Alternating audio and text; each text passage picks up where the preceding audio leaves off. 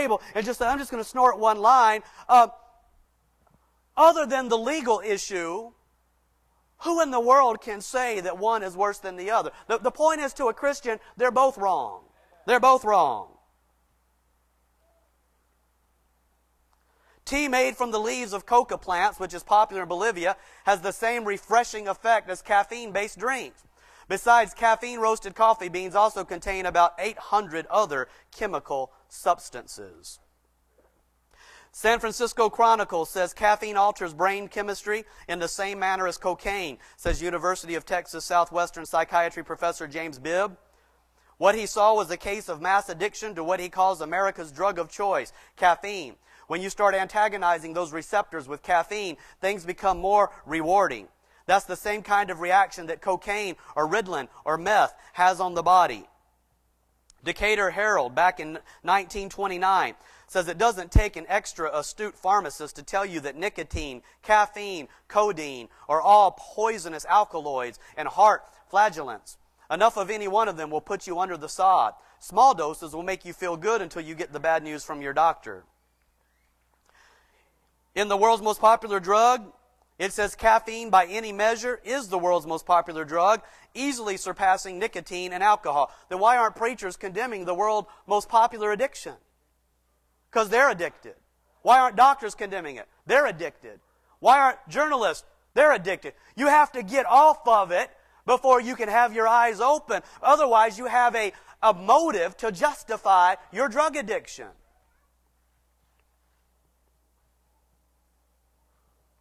Caffeine is the only addictive psychoactive substance that has overcome resistance, even added to the beverages intended for children. Very few of us know much about it because it's been suppressed. Nobody can show you anything about it because no matter what comes out, they twist the news and say, well, that's okay, but in moderate, what? In other words, that's the mentality we're living in. Both coffee and tea were always recognized as drugs.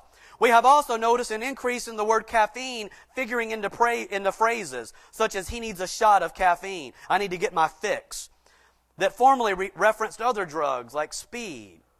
Opium, cigarette, and coffee each contain a psychoactive drug producing physical dependence. Now, if an entire, and these guys are pretty much not against caffeine. They say if an entire society accepts a pattern of drug use, is that use by definition a normal one? Should you really say it's normal? Is getting high off drugs normal? Well, everybody's doing it today. I don't care if is it still normal? It's not normal. I don't care if everybody's a sodomite like they were in Sodom. It's still not normal.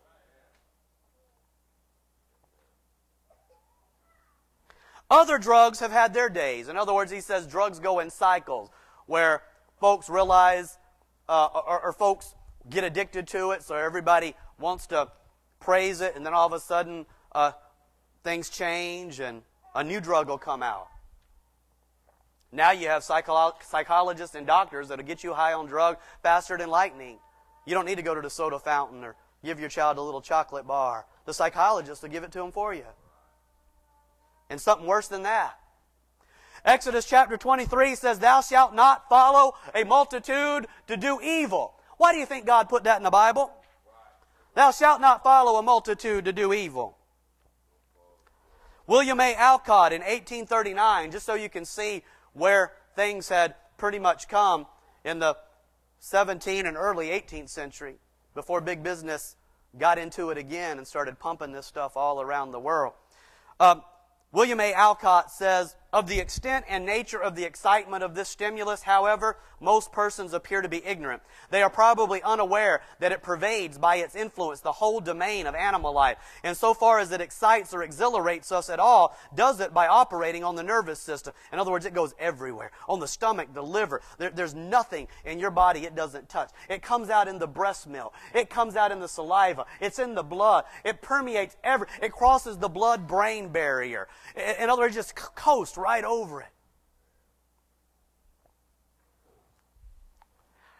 In nearly the same way with alcoholic and fermented drinks and opium and tobacco, they hardly realize that they are admitting to their embrace in the guise of a pleasant and agreeable friend, a most insidious and dangerous enemy, one who is silently, though slowly, undermining and destroying the very citadel of life itself. If you need to gripe after this sermon because you're getting off caffeine and you're irritable, call me up. That's all right.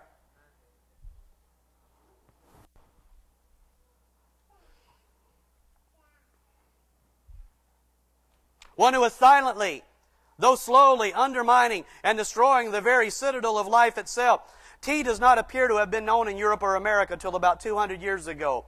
The East India Company appeared to have first imported it in 1664, and yet no one, we believe, will pretend for one moment that his strength is restored in these cases by the nourishment afforded by the tea. In other words, when you eat, you ought to eat for strength, says the Bible. And do you really think you're getting nourishment for your cell, for your blood, for your life, from a drug? You're not getting nourished. You're getting the opposite of nourished. If you need nourishment because you're tired, then sleep and go eat food. That's the Bible's answer. This isn't food, it's drugs.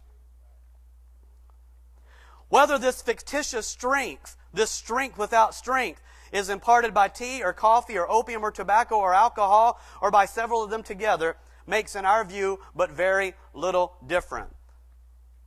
But I feel like I have energy. No, you had withdrawal from your drug and you got your drug again. Just like if you go do crank, the first weekend you have a good time, but all of a sudden the next weekend you feel very let down, very bored. There's a void in your life. I can't be happy today without it. None of these substances form a particle of blood or give a particle of natural healthy strength. They only give strength or relieve fatigue by nervous irritation. If one is hurtful, the others are.